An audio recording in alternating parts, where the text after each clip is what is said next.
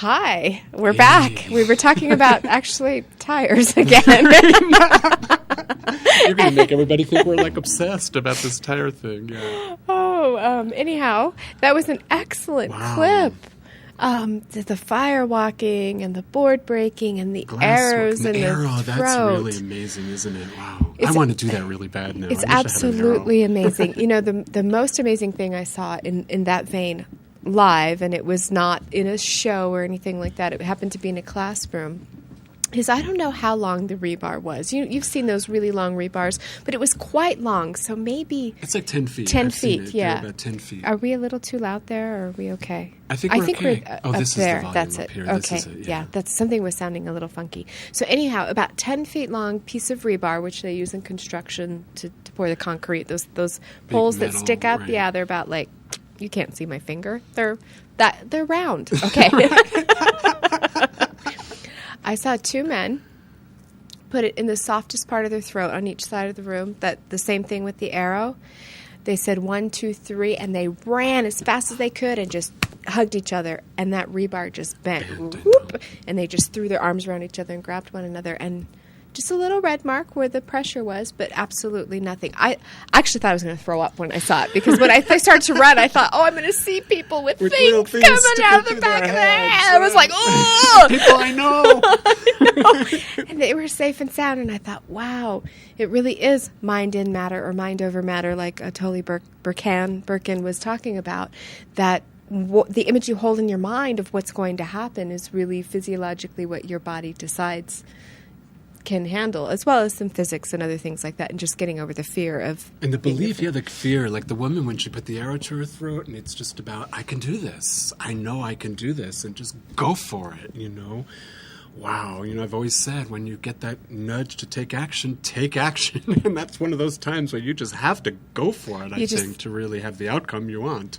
And then the feelings you have about yourself, and when you can accomplish something like that, boy, picking up the dry cleaning or getting through that office memo doesn't seem like such a big deal when you put it into that kind of perspective. You've talked about that when we did our show on birthing, how having the birth experience, oh, right. It's like, oh my God. I can get through an aerobics Pilates, class. I can do that. I just had a baby. Come out of there. Yeah, I just walked on hot coals. I think I could I think I could do that report today. Right. When I was 15, I was in a karate class. I've done karate and taekwondo. Really? I didn't know that. You didn't know that? I didn't know that. I better watch out now. You better watch it. And actually, what's really funny is I've done various different martial arts classes, and I've also taken various dance classes.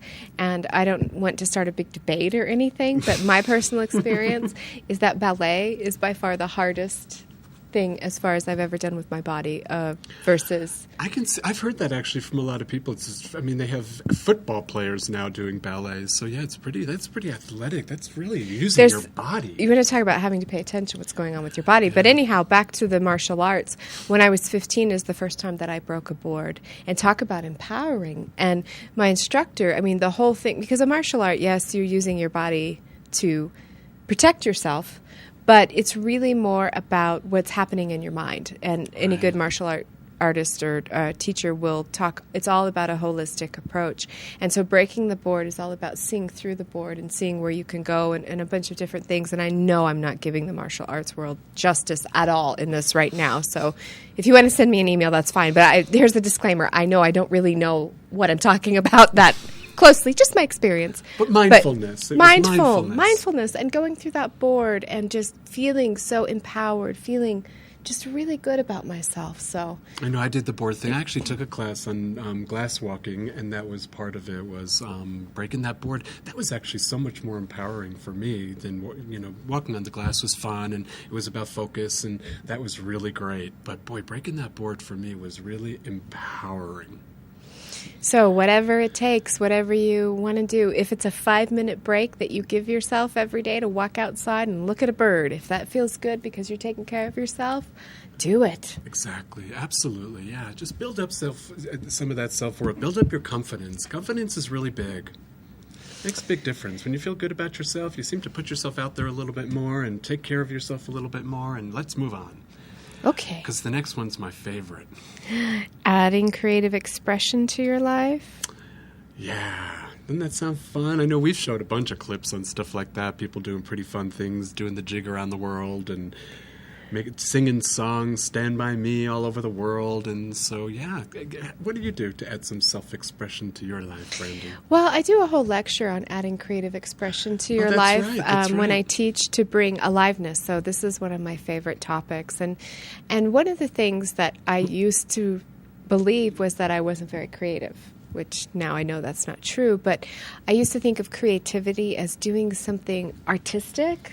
Right. Like you painted a picture or you wrote a story or you made and any time I'm trying to connect these two things, my brain and my hand, I kind of feel, I can't do that. So did you like that face? I do. I love when you make faces like that. So I felt like I wasn't very good at that. And then I started realizing other ways that I was creative and expressing myself in different ways, like, putting together different clothing options, outfits, and talking to trees in your front yard. Talking to trees in my front yard, or just the way I decorated my home, or things that I saw this creative expression.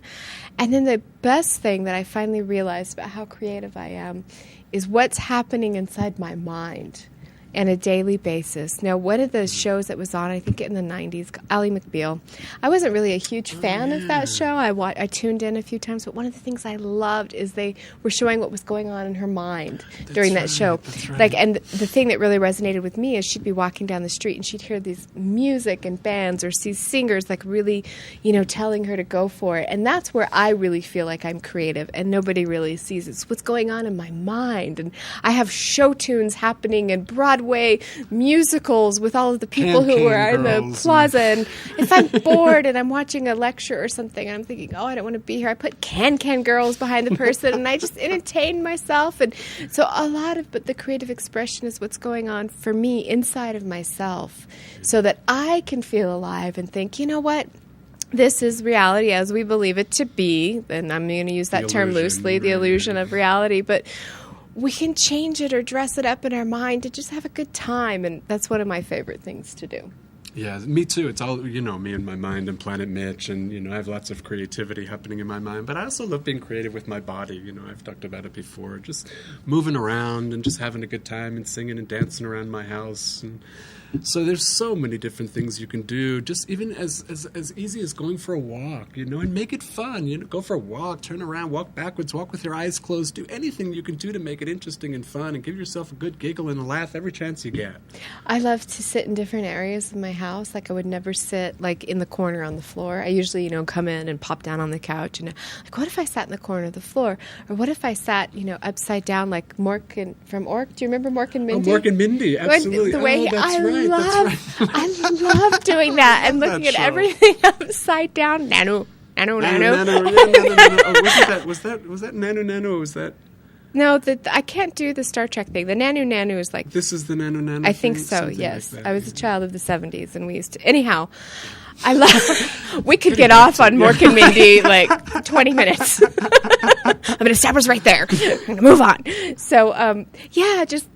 sitting upside down and looking at my, surroundings that way. And, of course, I have the perfect playmate for that. I've got Nick, the 5-year-old, who helps me find out all those funny things. This morning he told me that we were looking at Mr. McCutie. I think his first name is Ian now. We were looking at Ian McCutie, and Nick said... It's the cat, by the way. Oh, yes. That's our house cat. And he came into Nick's room, and he was about to leave. The cat was turning around to leave, and Nick said he's going to work. I said, Mr. McCutie has to go to work, and he said yes. And I said, where does he work? And he said he works in front of a little computer, and got such a big kick out of it. So then we had Mr. McCutie, hammering and all kinds of things, but just those fun little things that kids do so easily. And all right, I've said enough about that. Okay. Well, how about going right to some really fun clips that we have with kids just expressing themselves and dancing all over the place. That's always, I love watching little kids dance. There's a program here and in Santa Fe, maybe all over the country for all I know. It's called NDI, National Dance Institute. Well, if it's called national, it's probably... Then it's probably national. Good point. Now you're using that thinking part of you.